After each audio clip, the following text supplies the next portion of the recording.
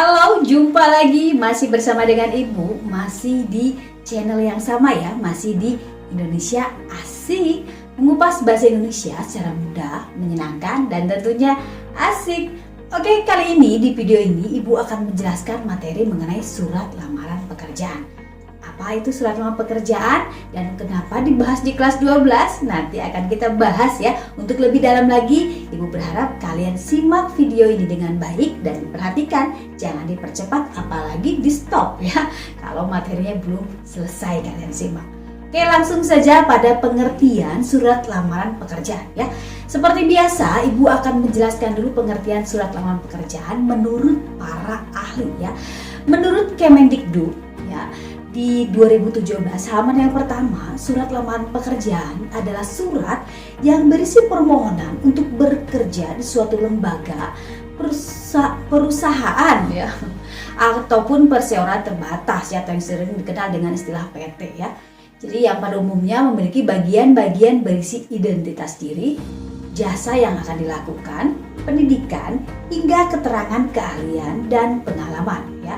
Bagian yang berisi identitas diri, pendidikan, keahlian, dan pengalaman ini sering juga disebut sebagai kualifikasi si pelamar ya. Oke, dan berikutnya menurut Triyatna ya, pada bukunya di tahun 2014 di halaman 95 menyatakan bahwa surat lamaran pekerjaan adalah surat yang dibuat oleh pencari ya, atau pelamar kerja yang dikirimkan kepada perusahaan atau lembaga dengan harapan mendapat jabatan ataupun pekerjaan yang sesuai ya dengan lowongan pekerjaan yang ditawarkan tentunya. Oke, jadi berdasarkan definisi dari ahli itu ya, kita ambil saja satu keputusan bahwa surat lamaran pekerjaan adalah ya surat yang berisi permohonan ya untuk bekerja di suatu lembaga, perusahaan atau perseroan terbatas yang pada umumnya memiliki bagian-bagian berisi identitas diri, jasa yang dapat dilakukan ya tentunya, pendidikan hingga keterangan keahlian dan pengalaman ya. Jadi kita juga tidak bisa memungkiri ya bahwa surat lamaran pekerjaan menjadi satu ya di antara aspek penting saat sedang mencari ataupun melamar pekerjaan ya. Jadi saat melamar kerja, seseorang harus menulis dulu surat lamaran pekerjaannya dengan baik ya, dengan benar. Nah, dengan surat yang baik dan benar itu, maka peluang diterima di perusahaan juga akan tentunya akan semakin besar. Oke, dalam surat lamaran pekerjaan, ya, seseorang harus memperkenalkan dan mempromosikan diri secara benar, tidak perlu mengada-ngada. Aspek tersebut bisa menjadi bahan penilaian atau pertimbangan pimpinan perusahaan. Apakah seseorang itu apakah orang tersebut layak atau tidak diterima ya. Oke. Jadi penting untuk mengetahui hal-hal yang terkait dalam surat lamaran pekerjaan ya. Misalnya seperti sistematika, unsur hingga langkah-langkah menyusunnya. Oke, kali ini Ibu akan bahas dulu mengenai kaidah kebahasaan dalam surat lamaran pekerjaan ya. Kaidah kebahasaan surat lamaran pekerjaan yang pertama yaitu pilihlah kata sapaan yang bersifat formal ya, yang memakai kata-kata yang sopan. Lalu yang kedua, bahasa ragam baku ya sesuai kaidah ejaan. Yang ketiga, kata yang dipilih itu mengandung makna sebenarnya atau denotatif ya, bukan yang kiasan. Lalu berikutnya menggunakan kalimat pernyataan umum ya, seperti contohnya seperti dalam teks ya. Berdasarkan informasi yang saya peroleh dari Pusat Kerja, Dinas Tenaga Kerja dan Transmigrasi di Karawang, perusahaan Bapak Ibu membuka lowongan kerja untuk beberapa posisi. Nah, ini adalah contoh yang menggunakan kalimat pernyataan umum. Lalu berikutnya memakai kalimat pernyataan argumen ya. Contohnya seperti ini. Untuk melengkapi beberapa data yang diperlukan dan sebagai bahan pertimbangan Bapak Ibu pimpinan, di waktu yang akan datang saya lampirkan juga kelengkapan data sebagai berikut misalnya. Nah, itu adalah contoh mengenai kalimat pernyataan argumentasi. Lalu berikutnya menggunakan pernyataan penegasan ya. Contohnya seperti ini. Demikian permohonan surat lamaran kerja ini saya buat dengan hak sebenar-benarnya dan sejujur-jujurnya atas perhatian serta kerjasama dari Bapak atau Ibu pimpinan, saya ucapkan terima kasih ya. Itu adalah contoh pernyataan penegasan. itu adalah kaidah bahasaan di dalam surat lamaran kerja ya.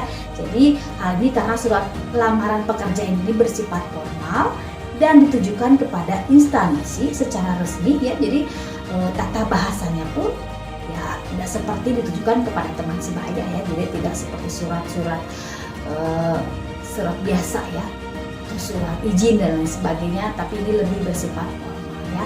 Jadi ketika menulis surat lamaran pekerjaan, perhatikan penggunaan bahasa Indonesia yang sesuai ejaan bahasa Indonesia baku ya. Lalu penggunaan tanda baca, penggunaan huruf kapital serta penggunaan singkatan ya. Jadi sebenarnya di dalam surat lamaran pekerjaan juga sebenarnya tidak boleh ada singkatan ya, agar surat lamaran ini terlihat profesional. Dan bahasa pada surat lamaran pun bersifat padat, jelas, singkat ya, serta informatif agar pembaca tidak bingung ya, seperti itu. Oke, lanjut saja pada jenis-jenis surat lamaran pekerjaan ya. Jenis surat lamaran pekerjaan ini ada dua ya. Yang pertama surat lamaran pekerjaan yang digabungkan dengan riwayat hidup atau kita kenal dengan DRH, daftar riwayat hidup, atau dalam bahasa Inggrisnya CV ya, seperti itu. Jadi nah ini yang perlu diperhatikan ya, apa sih perbedaan surat lamaran pekerjaan dan CV? Nanti dijelaskan ya. Kita langsung saja dulu pada penjelasan perbedaan atau jenis surat lamaran pekerjaan ya. Oke, yang pertama tadi ada surat lamaran pekerjaan yang digabungkan dengan riwayat hidup ya. Dalam cara ini riwayat hidup termasuk isi surat karena isinya berupa gabungan ya. Jadi cara ini pun disebut dengan model gabungan. Sedangkan jenis yang kedua ini adalah surat lamaran yang dipisahkan dari riwayat hidup ya. Jadi dalam cara ini riwayat hidup merupakan lampiran dan cara ini juga disebut model terpisah. Nah, ini adalah penjelasan dari dua jenis surat lamaran pekerjaan. Oke, berikutnya mengenai fungsi dan tujuan dari surat lamaran pekerjaan itu apa sih ya? Daripada bingung-bingung ya, langsung simak saja ya. Oke, yang pertama, sebagai pembuktian ya bahwa pelamar sudah mengajukan permohonan kerja. Jadi surat lamaran menjadi bukti bahwa seseorang sudah mengajukan permohonan pekerjaan pada suatu instansi dengan kesadaran penuh. Jadi kalau siapa yang membuat surat ini bukan berarti dia iseng ya, tapi dia memang punya tujuan tertentu ya. Dia itu ingin mendapatkan pekerjaan, mendapatkan pendapatan ya. Jadi apabila sudah dikirim, surat lamaran yang kalian ajukan akan dipelajari oleh instansi tujuan ya sebagai bahan pertimbangan sebelum menerima kalian untuk bekerja. Oke, berikutnya fungsi yang kedua, cara untuk menyeleksi kandidat bagi perusahaan ya. Jadi maksudnya di sini adalah sekalipun kalian memiliki banyak prestasi, ketika melamar pekerjaan kalian belum tentu akan langsung diterima ya. Sebab bisa jadi pelamar lainnya juga mempunyai kualifikasi yang lebih baik atau menunjukkan kemampuan lebih baik dari kalian. Ya, disinilah surat lamaran pekerjaan ini berfungsi penting bagi perusahaan untuk membandingkan satu kandidat dengan kandidat lainnya. Oke, berikutnya fungsi yang ketiga, sebagai media seleksi kandidat yang efisien katanya ya. Kenapa? Ya, jadi seperti ini. Mungkin bisa kalian bayangkan ya, apabila pelamar pekerjaan itu jumlahnya sampai ratusan, bahkan mungkin juga ada yang ribuan. Nah, waktu yang diperlukan untuk menyeleksi pasti sangat lama.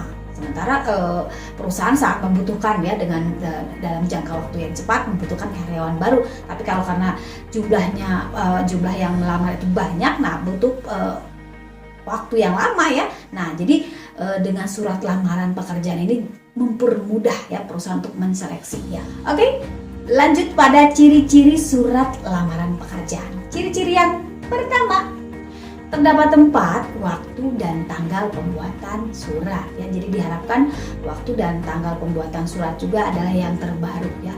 Jadi kalau bisa sih saat itu ya. Jadi jangan beberapa bulan yang lalu ya, karena mungkin sudah tidak lagi ceritanya. Oke, ciri yang kedua, mencantumkan lampiran dan perihal surat lamaran. Lalu yang ketiga, mencantumkan penerima ya. Lalu yang keempat, menuliskan salam pembuka dan salam penutup. Lalu berikutnya, menuliskan sumber peroleh informasi lowongan kerja ya, apakah itu dari surat kabar atau itu dari website atau itu dari medsos dan lain sebagainya. Lalu yang keenam, menuliskan identitas pelamar, tujuan pengiriman surat lamaran, dan menginformasikan adanya lampiran ya. Ciri yang berikutnya adalah mencantumkan tanda tangan dan nama jelas si pelamar ya. Jadi kalian harus perhatikan juga ya, jangan sampai kalian lupa menandatangan ataupun mencantumkan nama, karena ini penting ya, menunjukkan bahwa Anda membuat surat lamaran ini adalah berdasarkan kesadaran dan memang Anda sendiri seperti ini. Oke, lanjut saja langsung pada sistematika surat lamaran pekerjaan ya. Oke, nah sistematika surat lamaran pekerjaan ini sebenarnya ada beberapa bentuk ya, jadi tidak selalu sama ya. Ada juga yang menggunakan kop surat, ada juga yang tidak. Namun Ibu ini akan jelaskan dalam bentuk yang lengkapnya ya. Oke, sistematika surat lamaran pekerjaan ini yang pertama ini mengenai kepala surat ya. Lalu yang kedua adalah lokasi, tempat, dan tanggal penulisan surat. Yang ketiganya adalah lampiran. Yang keempat adalah pihak yang dituju ya, beserta alamat lengkap instansi. Lalu yang kelima ini adalah perihal. Lalu yang keenam adalah salam pembuka atau salam hormat. Yang ketujuh tubuh surat ataupun isi. Yang kedelapan adalah salam penutup. Yang kesembilan tanda tangan.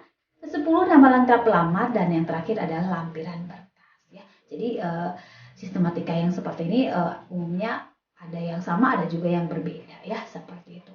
Jadi untuk sistematika surat lamaran pekerjaan itu tidak sama ya, setiap orang ya pasti beda-beda ya, banyak pilihannya ya. Oke, untuk bagian sistematika penulisan lamaran pekerjaan ini nanti akan Ibu jelaskan di video selanjutnya ya. Oke, kali ini Ibu akan menjelaskan lagi mengenai langkah-langkah di dalam menulis surat lamaran pekerjaan ya. Yang pertama ya, menulis struktur atau unsur-unsur surat lamaran pekerjaan ini harus sesuai dengan sistematikanya. Jadi masing-masing bagian ini dapat diisi oleh satu kalimat pokok ya terlebih dahulu. Lalu yang berikutnya adalah kembangkan seluruh bagian yang telah ditulis sebelumnya. Jadi mengembangkan kalimat pokok menjadi alinea atau paragraf penuh dengan deskripsinya.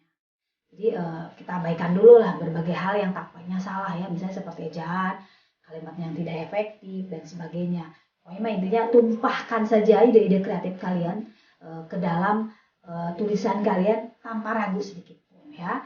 Oke, yang berikutnya yang terakhir ini adalah setelah kalian baca ulang dan memperhatikan berbagai unsur kebahasaan yang ada, jika ada kesalahan ya, baru kalian perbaiki ya, misalnya seperti bahasa bakunya, ejaannya, kalimatnya, dan lain sebagainya. Nanti kalian tulis ulang di dalam kertas yang baru ya, atau kalian ketik ulang ya, seperti itu. Oke, demikian video penjelasan Ibu mengenai surat lamaran pekerjaan. Sampai bertemu lagi di video selanjutnya ya. Masih tetap bersama dengan Ibu, masih di Indonesia Asik ya. Bye.